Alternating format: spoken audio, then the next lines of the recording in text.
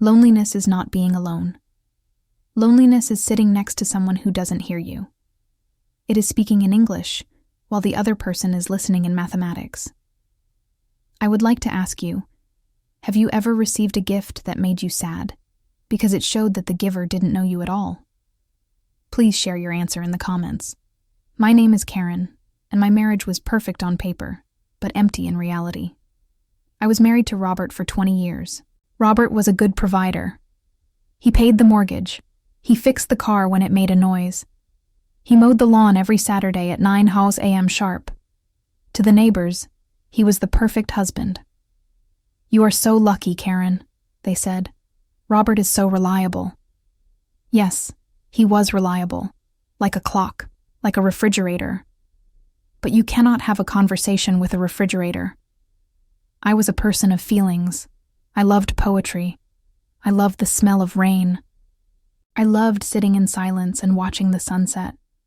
Robert was a person of facts. If I said, "Look at that beautiful sunset," he would say, "It will be dark in 20 minutes. We should go inside." If I said, "I feel sad today," he would say, "Did you eat lunch? Maybe your blood sugar is low." He didn't listen to understand. He listened to fix. To him, I was a machine that needed maintenance. If I was crying, I was broken. He wanted to tighten a screw and stop the tears. He didn't understand that sometimes tears are just words that need to be heard. For years, I tried to explain. "Robert," I would say, "I don't need you to fix it. I just need you to hold my hand." He would look at me with confused eyes. "But holding your hand doesn't solve the problem, Karen." I slowly stopped talking. I stopped sharing my dreams. I stopped sharing my fears. I became the quiet wife he wanted. I cooked. I cleaned. I smiled. But the breaking point came on my 45th birthday. I had been dropping hints for months. I didn't want jewelry. I didn't want clothes. I wanted to take a painting class. There was a small art studio in town. It cost $200 for a course. It was frivolous. It was useless. But it was my dream to paint. "I really want to create something," I told him over dinner one night. "I want to make a mess with colors." Robert just chewed his steak. "Painting is messy," was all he said. On the morning of my birthday, there was a large box in the living room. It was wrapped in silver paper. It was heavy. My heart beat faster. Maybe it was an easel. Maybe it was a box of expensive paints. "Open it," Robert said, smiling proudly. I did a lot of research. It is the best model on the market. I tore the paper. It was not an easel. It was not paints. It was a vacuum cleaner. A Dyson Cyclone high-power vacuum cleaner. "Look," Robert explained, pointing to the box. "It has 3 suction modes. It picks up 99% of dust. It will make cleaning the house so much faster for you." I looked at the machine. It was a beautiful machine. It was expensive. But it was a message. The message was, "You are the cleaner. Your job is to remove dust." I do not see the artist. I see the housewife. I looked at Robert's happy face. He thought he had won. He thought he had solved a problem, dust. He didn't realize he had just broken his wife's heart. "Thank you, Robert," I whispered. I walked into the kitchen. I turned on the tap so he wouldn't hear me. And I cried. I cried for the painter who was dying inside me. I decided then that I couldn't live like this anymore. If he wouldn't buy me the paint, I would have to paint my own life. The vacuum cleaner stayed in its box. I put it in the closet under the stairs. Every time I opened the door, the silver box mocked me. It was a monument to my invisible life. The next day, Robert went to work. I didn't clean the house. I didn't mow the lawn. I went to the bank. I withdrew $200 from the account. It was the money for the grocery budget for 2 weeks. We would have to eat pasta and eggs. I didn't care. I drove to the art supply store. I didn't sign up for the class. I didn't want a teacher telling me what to do. I just wanted to feel the color. I bought a cheap easel. I bought tubes of blue, yellow, and red paint. I bought 3 canvases. I came home and set up a studio in the corner of the laundry room. It was the only room Robert rarely entered. It smelled of detergent and dirty socks, but to me it was a sanctuary. I started to paint. I didn't paint a bowl of fruit. I didn't paint a pretty house. I painted a woman standing in a storm. She had no face. She was holding a vacuum cleaner, but the cord of the machine was wrapped around her legs like a snake, trapping her. The colors were dark gray and angry red. I painted for 4 hours. I forgot to eat lunch. I forgot to put the laundry in the dryer. I had paint on my nose and paint on my hands. For the first time in 20 years, I wasn't Robert's wife. I was just Karen. At 5:30 p.m., the garage door opened. Rumble. Robert was home. I quickly washed my hands. I threw a sheet over the easel. I ran to the kitchen. "Hello?" Robert said, walking in. He kissed my cheek. He sniffed the air. "What is that smell?" he asked. "It smells like chemicals. Did you use a new cleaning product?" "Yes," I lied. "Something for the floors." "Good," he said. "Efficiency is key." He sat down for dinner. I served pasta with tomato sauce, no meat, no fancy salad. "Pasta?" he asked, looking at his plate. "Is it Monday?" "I didn't have time to go to the butcher," I said. "Karen," he sighed, "you have all day. Planning is important. If you fail to plan, you plan to fail." He gave me a lecture on time management while eating his spaghetti. I didn't listen. In my head, I was mixing blue and yellow to make the perfect green. I was escaping. This went on for a month. I lived a double life. The perfect housewife was fading. The laundry pile grew higher. The dust, which the vacuum was supposed to kill, settled on the shelves. But the laundry room was full of canvases. I painted sunsets. I painted flowers that looked like explosions. I painted my sadness. Then, the inevitable happened. I was painting on a Saturday afternoon. Robert was supposed to be at the hardware store, but he came home early. I didn't hear the car. I had music playing loudly. I was singing.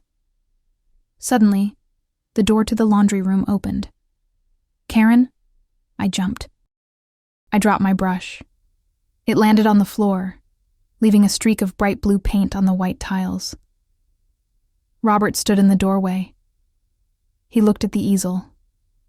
He looked at the 10 paintings leaning against the dryer. He looked at the blue stain on the floor. He didn't say, "Wow, look at those colors." He didn't say, "I didn't know you were so talented." He pointed at the floor. "Karen, the grout," he shouted. "Blue paint on the white grout. Do you know how hard that is to remove? You need a special solvent." He rushed over, grabbed a rag, and started scrubbing the floor. "Robert, look at the painting," I said, my voice shaking. "Please, look at what I made." He kept scrubbing. "I am looking at a mess, Karen. I am looking at a safety hazard. These fumes are flammable. And this easel? How much did this cost? Is this why we have been eating pasta all month?" He stood up, red-faced. "This is irresponsible. We are saving for retirement. We are saving for a new roof. And you are playing like a child in the laundry room." He gestured to my painting of the woman in the storm. "And what is that?" he scoffed. "It looks like a nightmare. Why would you paint something so ugly?" Something snapped inside me. It was the final string that held me to him. "It is ugly," I said quietly, "because it is how I feel living with you." Robert stopped. He looked confused. "What?" "I give you everything. You have a house. You have a car. I just bought you a Dyson vacuum." "I am not a carpet, Robert," I screamed. It was the first time I had raised my voice in 20 years. "I am a human being. I don't need suction modes. I need passion. I need you to see me, not the mess on the floor." Robert took a step back. He looked at me like I was a stranger. "You are hysterical," he said coldly. "We will discuss this when you are calm. Clean up this paint. It is going to stain." He walked out. He closed the door. I stood there with the blue paint on my hands. I looked at the ugly painting. "No," I whispered. "I will not clean it up." I took the painting off the easel. I carried it out of the laundry room. I walked past Robert, who was watching TV. I walked out the front door. I didn't know where I was going. I just knew I couldn't stay in a house where the grout was more important than my soul. I walked for 20 minutes. The painting was heavy, and the wind was cold, but the anger inside me kept me warm.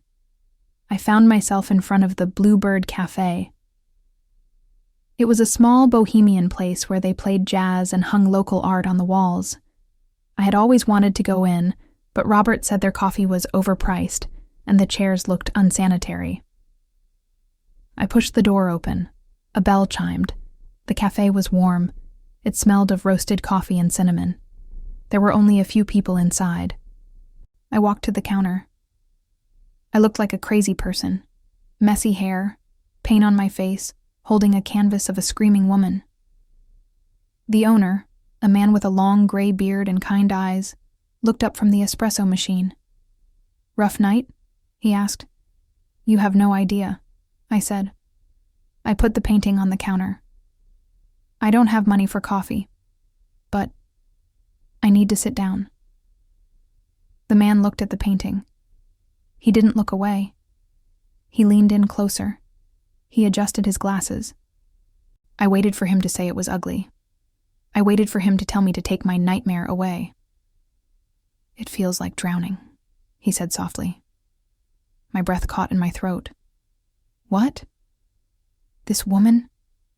He pointed to the figure in my painting. "She isn't fighting the snake. She is just tired. She is drowning in dry air." He looked at me. "Is that you?" Tears pricked my eyes. For 20 years, my husband looked at me and saw a schedule. This stranger looked at a piece of canvas and saw my soul in 10 seconds. "Yes," I whispered. "That's me." The man extended his hand. "I'm Sam. And this is real art. It makes me feel uncomfortable. Good art should do that."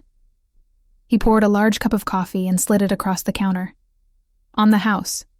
If you let me hang this on the wall for a week." "You want to hang it?" I asked, shocked. "But it's dark." "Life is dark sometimes." Sam shrugged. "People come here to drink coffee and feel things. This will help them feel." I drank the coffee.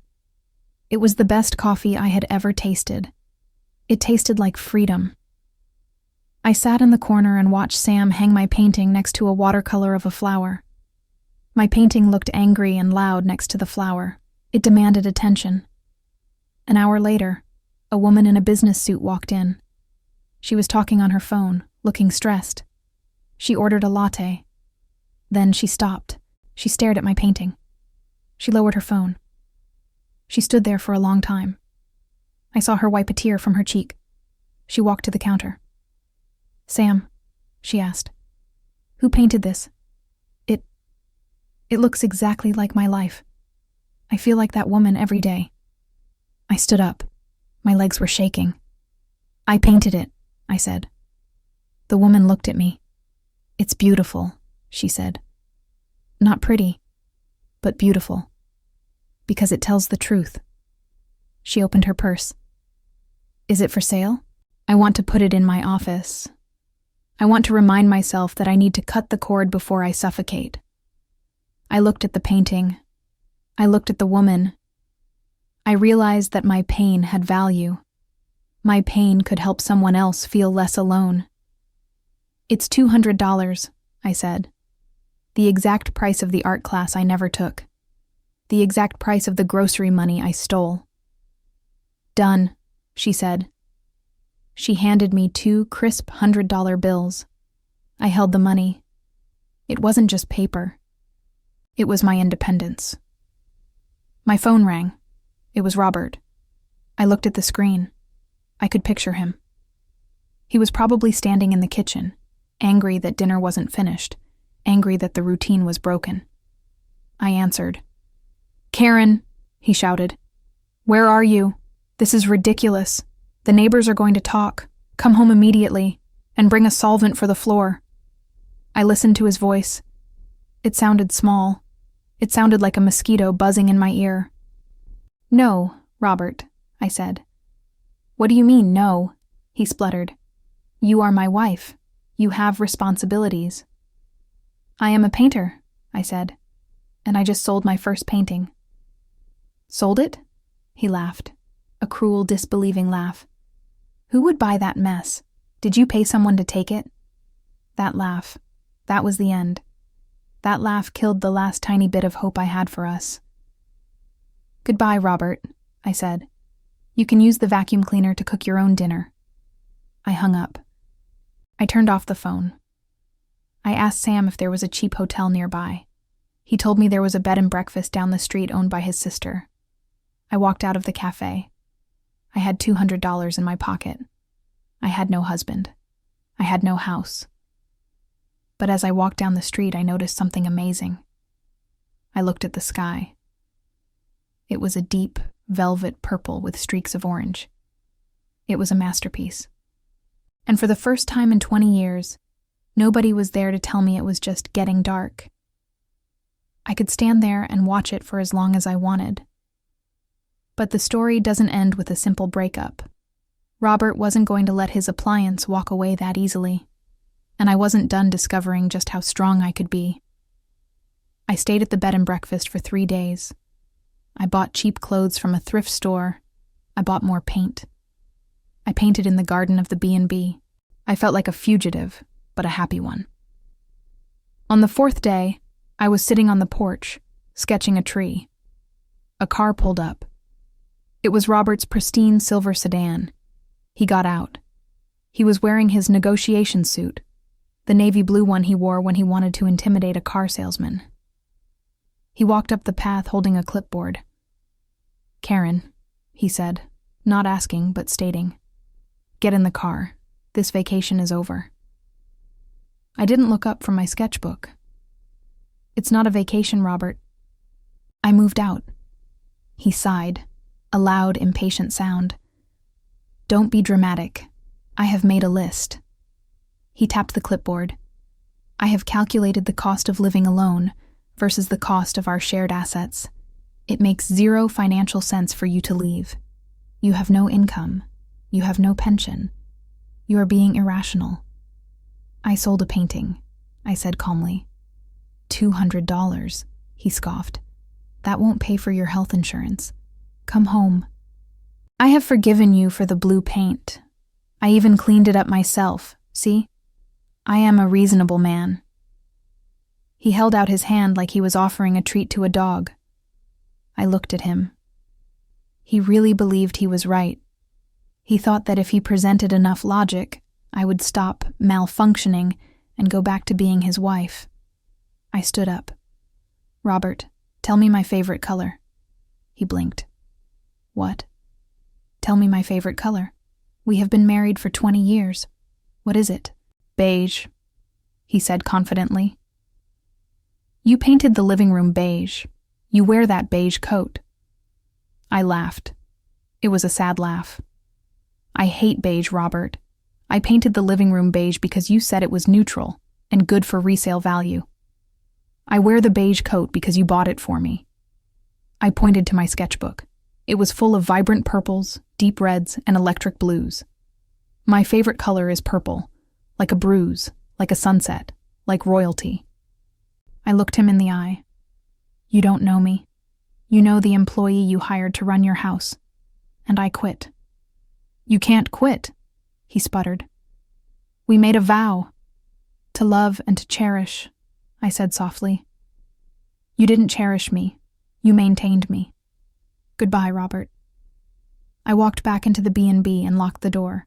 I heard him shouting about breach of contract and retirement funds.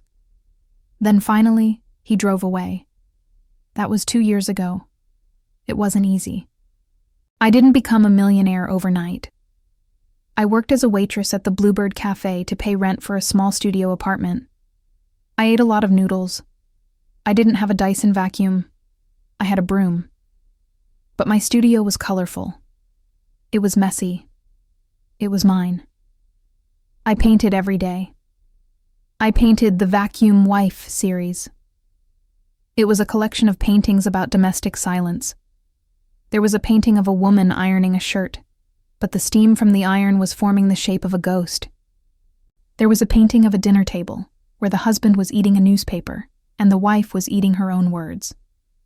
Sam, the cafe owner, gave me my first exhibition. Opening night was terrifying. I wore a purple dress, bright, loud purple. The cafe was full. People looked at my art. They didn't just glance, they stared. They discussed. A young couple stood in front of the painting of the woman with the vacuum. "See?" the girl whispered to her boyfriend. "That's what I was trying to explain to you. I don't want things. I want connection." The boyfriend squeezed her hand. "I get it," he said. "I see it now." I smiled. My pain had become a translator for others. Halfway through the night, the door opened. Robert walked in. He looked older. His shirt was perfectly ironed, but he looked gray. He looked around the room, confused by the music and the laughter. He saw me in my purple dress. He walked over. He didn't look at the paintings. He looked at the price tag next to one. $800. "People pay this?" he asked, genuinely shocked. "Yes," I said. "But it's just paint," he said. "It's feeling, Robert," I said. "It's what happens when you stop being a machine." He looked at me. For a second I saw a crack in his armor.